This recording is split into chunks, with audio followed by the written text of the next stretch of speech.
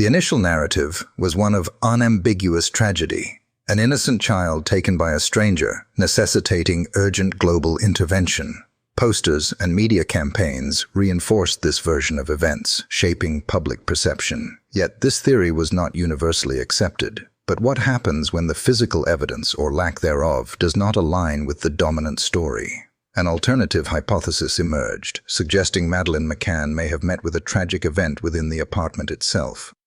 Proponents of this perspective point to inconsistencies in witness statements, the undisturbed state of the room, and the lack of any verified evidence of forced entry.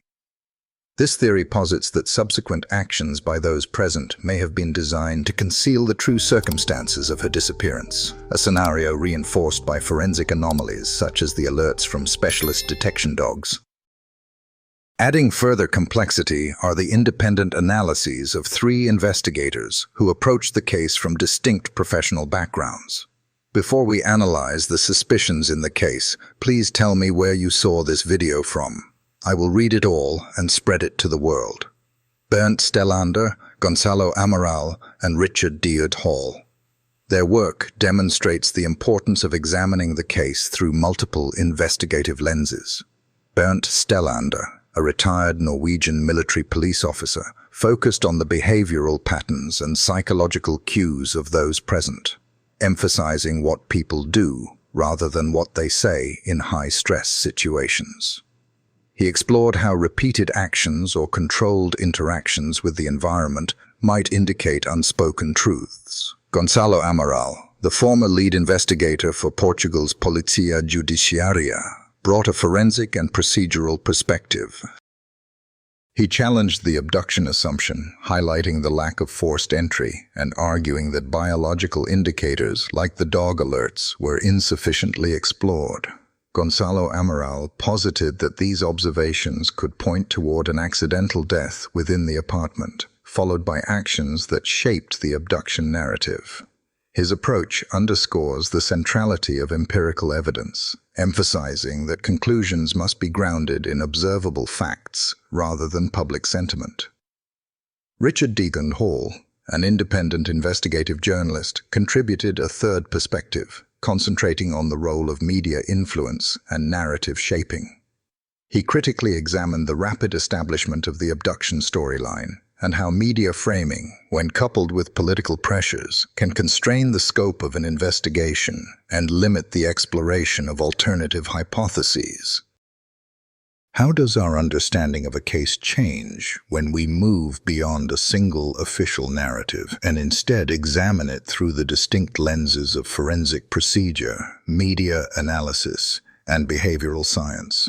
Together, these 3 independent investigations illustrate the multifaceted nature of the Madeleine McCann case. While each employs different methodologies, they converge on the recognition that the official narrative is incomplete. Their work collectively demonstrates how high-profile cases are uniquely vulnerable to narrative construction and public pressure, which can complicate the pursuit of objective truth. We invite you to consider their implications. How do behavioral analysis, forensic investigation, and media scrutiny complement or contradict each other? In your opinion, which investigator's approach resonates most convincingly with the available evidence? Comment below to share your thoughts on Bernd Stellander's behavioral theories, Gonzalo Amaral's forensic skepticism, and Richard D. Hall's critique of the media narrative. Bernd Stellander, a retired Norwegian military police officer, approached the disappearance with a markedly different lens. Unlike traditional detectives focused on identifying an external suspect, Stellander's focus was inward, emphasizing behavioral observation and the subtle patterns often unnoticed. His central question was not who took Madeleine, but rather, did Madeleine McCann truly leave the vicinity, or had she met her fate nearby in a manner obscured by those closest to her? This shift in perspective allowed Bernd Stellander to explore avenues overlooked by conventional investigations, particularly the behavior of the McCann family and their friends, in relation to the possible concealment of a tragic accident. Early in his independent investigation, Stellander turned his attention to what he labeled Spot 1, a discreet hill overlooking Praia da Luz. There, he documented unusual markers, a heart-shaped arrangement of stones, the letter M formed from small branches, and a fresh pink flower. To an uninformed observer, these could be simple mementos, but to a behavioral analyst, could they represent something more? A form of silent communication tied to a place of unspoken significance. Stellander considered them forensically significant, suggesting repeated, deliberate visits by someone with a personal purpose. What drew his attention further was the behavior of the McCann family. Weeks after Madeleine's disappearance, hidden cameras allegedly set up by Stellander captured both Kate and Gerry McCann returning to this area alone and in an unannounced manner. This raises a difficult but necessary question. Why would parents, publicly committed to the belief their daughter was abducted and could be anywhere in the world, repeatedly and secretly return to one secluded, unremarkable hillside? The actions implied a connection that the official narrative did not accommodate. Stellander's analysis focused on a concept he termed romanticizing the grave, a psychological theory examining how individuals might cope with guilt or responsibility in the wake of a tragedy. He argued that the measured, controlled, and repetitive actions he observed, the placing of symbolic markers, the solitary visits, aligned more closely with a psychological mechanism for managing guilt than with the frantic, unpredictable behaviors often seen in abduction cases. The choice of items left at the site, from personal mementos to photographs, suggested careful curation rather than impulsive grieving, creating what Stellander interpreted as a behavioral signature. This distinction between private ritual and public narrative reinforced the possibility that the story presented to the media was not entirely reflective of reality. Stellander's methodology illustrates a critical dimension in investigative psychology: the significance of actions over words. By focusing on what individuals do when unobserved, he argued that investigators can glean insights that challenge official accounts. His findings suggest that subtle rituals and controlled revisits to specific sites can serve as an indirect form of evidence. Ultimately, Bernd Stellander's investigation does not claim definitive answers. Instead, it provides a framework for interpreting behavioral evidence, highlighting patterns that raise legitimate questions about the true circumstances surrounding Madeleine's disappearance. Through his lens, the case becomes not merely a story of abduction, but a complex narrative of human behavior, secrecy, and the ways in which trauma and responsibility can manifest in subtle, observable patterns. Gonçalo Amaral, the former lead investigator for Portugal's Polícia Judiciária, approached the disappearance with a focus that diverged sharply from both the public narrative and mainstream media coverage. Unlike the widely disseminated abduction theory, Gonçalo Amaral's perspective was grounded in forensic observation and a rigorous examination of the evidence, or in some cases, the lack of it. From the outset, Amaral expressed skepticism that a stranger had entered apartment 5A. Upon his initial entry on the night of May 3, 2007, he noted a surprising absence of the typical signs associated with a break-in. No shattered locks, no forced windows, and no overturned furniture. For an experienced investigator, this presented a fundamental contradiction. If a child had been forcibly removed by a stranger, where were the signs of that struggle? What does it mean when a crime scene fails to tell the story that is being told about it? This initial observation prompted him to consider that Madeleine may have died within the apartment, and that the abduction story was a narrative constructed to conceal that reality. Central to his theory was the contrast between the physical scene and the public story. The children's bedrooms were untouched, and there were no eyewitness accounts of a suspicious individual. In his professional experience, an abduction by a stranger is almost always accompanied by traces, physical or testimonial. Their complete absence challenged the official narrative. Amaral's doubts were reinforced by the results of forensic measures, most significantly the alerts from specialist detection dogs. One dog, trained to detect human decomposition, registered strong signals in areas of the apartment associated with Madeleine's sleeping arrangements, whilst another detected potential traces of blood in the boot of the family's hire car. When specialist forensic tools provide such a clear signal, what does it signify when those signals are officially minimized or disregarded? Amaral viewed this as a failure to let evidence guide conclusions, contending that these biological indicators, combined with the apartment's orderly state, suggested Madeleine's death had occurred on the premises and her remains had subsequently been moved. Complicating his efforts further was the pervasive influence of media and political intervention. A coordinated media campaign, managed by former British government media advisor Clarence Mitchell, amplified the abduction narrative globally. Amaral observed that this strategy, coupled with diplomatic interest from the British government, created a climate in which independent lines of inquiry were pressured or sidelined. Investigators faced a delicate balance between public sentiment and the leads suggested by forensic and behavioral evidence. In Gonzalo Amaral's assessment, the intervention of media and governmental entities effectively obstructed a neutral investigation, reinforcing a narrative that may not have aligned with the underlying facts. He also highlighted inconsistencies in the statements of the Tapas Seven, the group of friends dining with the McCanns.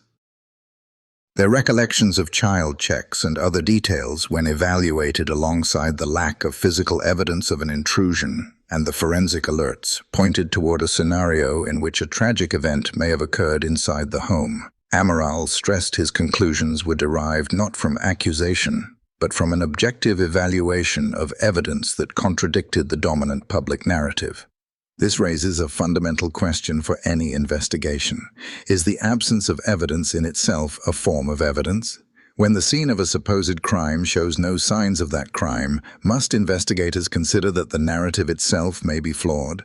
Amaral's insistence on following the evidence despite intense external pressure underscores this principle. Conclusions must be guided by facts, not by the most palatable narrative. His work highlights the tension between investigative objectivity and societal pressures, adding a critical dimension to the understanding of the case. Richard D. Hall, an independent investigative journalist, approached the Madeleine McCann case with a perspective sharply critical of the mainstream abduction narrative.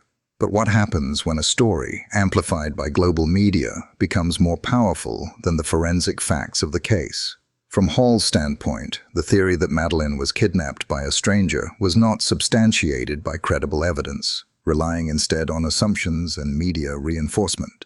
His approach focused on dissecting inconsistencies and evaluating the reliability of the evidence, or lack thereof. Central to Hall's argument is the forensic condition of apartment 5A. He observed a complete absence of signs that would typically indicate a forced entry. No broken locks, no shattered windows, and no fingerprints, footprints, or other physical traces attributable to an external party. For Hall, the physical state of the apartment directly contradicted the premise that a stranger had entered and removed a child. In addition, Hall critically examined the behavior and statements of the McCann family in the immediate aftermath. He noted that Kate and Gerry McCann quickly asserted that Madeleine had been abducted, without first engaging in the kind of exhaustive and frantic search one might expect. In the chaotic moments after a child goes missing, what is the expected parental response? While trauma affects everyone differently, Hall questioned whether the rapid shift from a search to a coordinated media campaign represented a typical reaction or suggested a different set of priorities. Hall interpreted this behavior as inconsistent with genuine uncertainty, suggesting a premeditated alignment with a narrative that may not have fully reflected the facts. He emphasized that from a critical investigative perspective, the structured and media-driven statements made by the McCanns raised concerns about the authenticity of the abduction claim. Another pivotal element of his analysis is the evidence that was collected but not, in his view, adequately considered. This prompts a critical question about investigative integrity. When forensic signals point in one direction, but the public narrative points in another, which path should an objective inquiry follow? Hall highlighted that alerts from specialist detection dogs, indicative of human decomposition, were recorded in apartment 5A and in the hire car, yet these findings were not integrated into the official investigation. He argues this represents a significant oversight, suggesting an investigative bias towards confirming a preferred storyline rather than exploring all possibilities. Hall also considered the procedural context, observing that the abduction narrative was disseminated globally before forensic teams had fully examined the apartment. From an investigative standpoint, how can a conclusion be publicized before the foundational evidence has been collected? Hall argued this premature framing limited the inquiry's objectivity and placed investigators in a position where contradicting the narrative could have professional repercussions. The case, he contends, was managed as a narrative in need of closure rather than as a search for empirical truth. Furthermore, he highlighted the absence of any credible evidence implicating an external perpetrator, no reliable eyewitnesses, and no physical data linking a stranger to the apartment. This forces us to confront a difficult distinction. Are we examining a case built on a foundation of evidence or a narrative built on a foundation of assumption? Hall's methodology underscores the need to base conclusions on tangible facts rather than emotionally compelling stories. His work is not an accusation, but a call for rigorous examination, highlighting the discrepancy between popular perception and evidentiary reality. In conclusion, Richard D. Hall's analysis asserts that the abduction narrative lacks sufficient empirical support and has been perpetuated despite substantial inconsistencies and overlooked forensic evidence. Through his critical assessment of the crime scene, behavioral responses, and neglected forensic data, he presents a framework in which the official theory is questioned and alternative possibilities are explored. His work contributes to a broader understanding of the case by emphasizing the importance of evidence over narrative. One of the most perplexing elements of the Madeleine McCann case remains the behavior and testimony of the friends commonly referred to as the Tapas 7. On the surface, their unwavering consistency over 17 years might suggest reliability. But in the complex landscape of a major criminal investigation, does unwavering, identical testimony from multiple individuals truly reflect accurate memory? Or could it point to a powerful psychological phenomenon at play? Despite the group's rigid reiteration of the night's events, investigators like Bernd Stellander and Gonzalo Amaral have pointed to numerous inconsistencies in minor but significant details, such as which doors were open or the precise timing of child checks. The absence of any adjustment to their stories over 17 years suggests a dynamic that extends beyond mere memory error. Behavioral psychologists might interpret this as a form of social self-preservation. What happens when the key witnesses in a case are respected professionals? Given that several members of the group are medical doctors or academics, the stakes for admitting to even minor deviations are considerable. Acknowledging an inconsistency could expose them to accusations of obstructing justice, making a uniform story a form of psychological armor. This dynamic relates to a criminological concept known as group entrapment, where individuals become bound by collective silence and shared accountability. Breaking ranks is perceived as dangerous, leading to a self-reinforcing pattern that becomes increasingly difficult to disrupt. Furthermore, cognitive reinforcement, the process of repeatedly rehearsing accounts, can lead to a convergence of recollection, where individual memories align and the narrative becomes standardized. Critically, the endurance of this uniformity underscores a broader tension. Investigators have highlighted that the group's consistency does not necessarily equate to factual accuracy. Instead, it may reveal the effects of social conformity, fear of legal consequences, and the psychological need to maintain a cohesive narrative. This forces a critical reassessment. Must investigators treat uniformity as a sign of truth, or as a complex psychological signal that may itself obscure the facts? The case of the Tapas 7 illustrates how human psychology can intersect with investigative procedures, creating layers of complexity. Their steadfast adherence to their original narrative remains one of the most contentious aspects of the case, a window into the interplay of fear and social cohesion. In the immediate aftermath of Madeleine McCann's disappearance, one of the most consequential factors shaping the investigation was the unprecedented role of media management. At the forefront of this effort was Clarence Mitchell, a former British government communications officer hired by the McCann family. His role was not merely to inform the public, but to frame the narrative in a manner that positioned the McCanns as sympathetic parents and Madeleine as the innocent victim of an external perpetrator. The deliberate crafting of this narrative had profound implications. Media coverage, both in the United Kingdom and internationally, swiftly amplified the story of a young child abducted by a stranger, creating a dominant storyline within hours of the disappearance. According to independent investigators, this early framing created a form of narrative inertia in which alternative hypotheses, such as the possibility of an accident, were marginalized. The result was a public perception in which the McCanns were immediately viewed as grieving victims. Investigators like Hall, Amaral, and Stellander argue that this media saturation exerted indirect pressure on law enforcement, influencing priorities and narrowing the scope of the inquiry to the prevailing assumption that an intruder had taken Madeleine.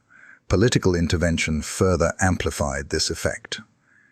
The British government engaged in an unprecedented level of diplomatic advocacy on behalf of the McCanns.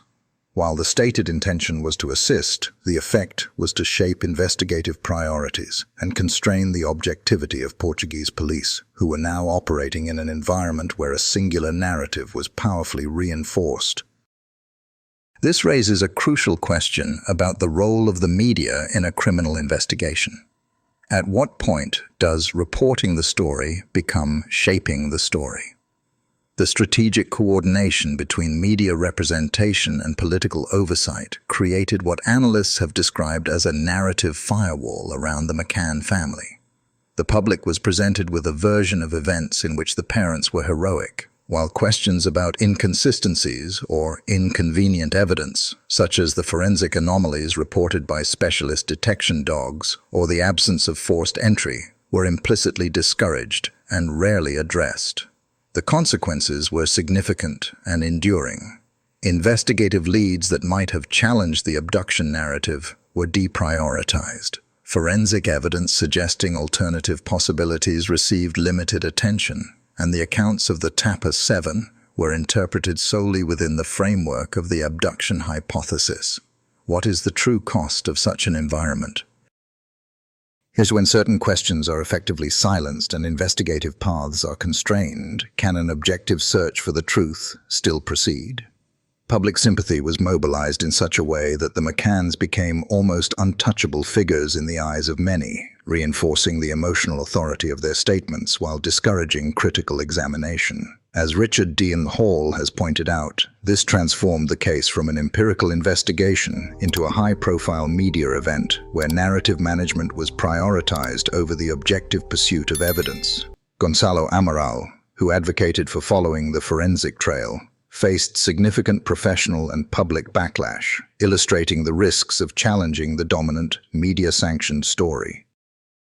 In sum, the interplay between Clarence Mitchell's media management, the amplification of the abduction narrative, and political intervention by the British government created a profound distortion in both public perception and the operational environment for investigators.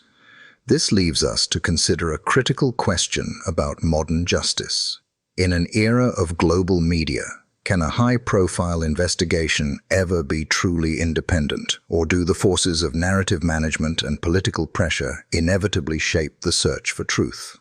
The careful curation of information ensured the McCanns were portrayed as victims while marginalizing alternative hypotheses. This created a structural bias that shaped the direction of the investigation, the interpretation of evidence, and the public's understanding of events. Despite years of inquiry, the disappearance of Madeleine McCann remains shrouded in uncertainty. One of the most persistent, unresolved questions concerns the possibility that she was not abducted by a stranger, but may have died within the confines of apartment 5A. What happens when the official narrative, however compelling, is challenged by a persistent alternative, one that relies not on assumption, but on observable evidence and forensic findings? This line of inquiry, explored by investigators such as Gonzalo Amaral, Richard D. Hall, and Bernd Stellander, proposes that an accidental event could have resulted in her death, after which subsequent actions sought to conceal the circumstances. Central to this are the inconsistencies in statements from both the McCann family and the Tapas 7. While the group's collective accounts have remained remarkably consistent, independent analyses reveal significant discrepancies regarding the timing of child checks and the state of doors and windows. This creates a paradox for investigators. Is the unwavering consistency of a group's testimony over nearly 2 decades a sign of its truthfulness, or can it become a form of collective protection, a psychological shield that inadvertently obscures the very details needed to solve the case? As investigators like Stellander have argued, this phenomenon may represent a form of psychological self-preservation, where silence becomes a mechanism for protection, but simultaneously obscures facts crucial to resolving the case. Compounding these unresolved contradictions is the forensic evidence that has either been ignored or inadequately addressed. This creates a fundamental schism in the case, when the official narrative and the forensic signals point in opposite directions, which should be followed. Alerts from specialist detection dogs and trace biological material discovered in the apartment and in the hire car used by the McCanns represent significant data points that have yet to be reconciled with the abduction narrative. Independent investigators have repeatedly highlighted that these findings are more compatible with a scenario in which Madeleine's death occurred on the premises, followed by the relocation of her body. Yet, official reports largely focused on the stranger abduction theory, relegating these anomalies to footnotes. The influence of media and government intervention played a significant role in maintaining this dominance. The intensity of the media campaign, managed by figures like Clarence Mitchell, created a public perception that left little room for alternative interpretations, subtly pressuring investigators to align their findings with the accepted narrative. This environment gave rise to several unresolved hypotheses. One involves the timeline of events. In a case where every minute matters, what are the implications of a timeline that does not fully align? Independent analysts have pointed to discrepancies in the accounts of the McCanns and the Tapas 7, which, when mapped against the forensic alerts, challenge the plausibility of an undetected stranger abduction. Another hypothesis centers on the potential concealment of evidence, questioning why the crime scene appears to have been compromised and why certain details were delayed in being reported to authorities. Behavioral analysis further reinforces these questions. This leads to a difficult but essential question. While trauma can manifest in many ways, at what point does a pattern of highly controlled, cohesive, and media-savvy behavior cease to look like a reaction to a crisis and begin to look like the management of one? The swift engagement with media channels and the Tapas 7's uniform testimony suggests psychological dynamics that, according to analysts, prioritize narrative control and self-preservation. While not proof of culpability, this provides critical context for why contradictions have persisted. Investigators argue that the intersection of these behavioral patterns with forensic anomalies warrants continued attention, yet the very environment shaped by media and political influence has limited the application of objective scrutiny to these questions. Ultimately, the unresolved hypotheses in the Madeleine McCann case illuminate the broader challenges of high-profile investigations. The persistence of inconsistencies, the overlooked forensic evidence, and the constraints imposed by media and governmental involvement have collectively hindered a full resolution. Independent analysis suggests these factors not only obscure alternative explanations, such as accidental death or concealment, but also perpetuate a simplified narrative at the expense of investigative completeness. The enduring lack of resolution highlights how procedural constraints and narrative dominance can impede justice. The case serves as a sobering reminder of how evidence, behavior, and narrative can collide, and how the pursuit of truth can be complicated by forces that extend beyond the crime itself. As the investigation has unfolded, the perspectives of independent investigators such as Bernd Stellander, Gonzalo Amaral, and Richard D. Tim Hall offer a multifaceted lens through which the case can be examined, converging on a central observation. The case has been marked by significant shortcomings in investigative rigor. Stellander's focus on behavioral patterns highlights subtleties that may indicate unspoken knowledge. Amaral's forensic scrutiny emphasizes the necessity of following the evidence wherever it leads. Hall, meanwhile, critiques the influence of media framing, underscoring how narratives shaped by external pressures can compromise objectivity. The convergence of these perspectives highlights the importance of questioning official narratives in cases where evidence is ambiguous. The disappearance of Madeleine McCann demonstrates how a story can solidify in the public consciousness, sometimes at the expense of alternative hypotheses that may better explain inconsistencies. This also provides a lesson in understanding group dynamics. The behavior of the Tapper 7, maintaining consistent statements despite contradictions, illustrates the complex interplay between memory, group cohesion, and the perceived consequences of deviation, a phenomenon that requires investigators to consider the underlying motivations that may influence testimony. The case also provides a sobering illustration of how media and political involvement, such as the communication efforts led by Clarence Mitchell, can establish a compelling public narrative that inadvertently constrains investigative options. This forces us to ask a fundamental question. In the modern age, what is the greater obstacle to justice? The complexity of a crime, or the powerful external forces that shape how it is investigated and perceived? Ultimately, the disappearance of Madeleine McCann remains unresolved.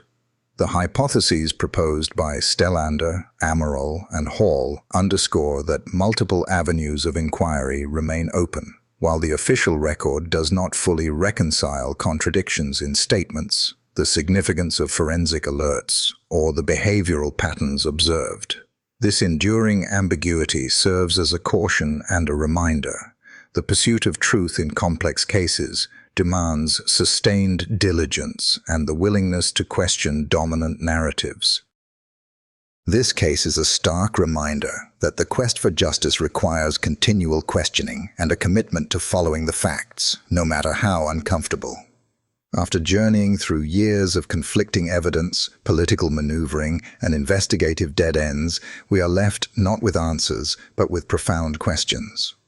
How has this story of a missing child transformed into a saga of institutional failure and narrative control affected your own sense of justice? Does the truth about what happened to Madeleine McCann still matter, or has the case become a permanent monument to unanswered questions? As a society, what is our responsibility now? Do we demand a new, transparent inquiry, free from the influences of the past, or do we accept that some truths, once buried under the weight of fear, politics, and time, can never be recovered?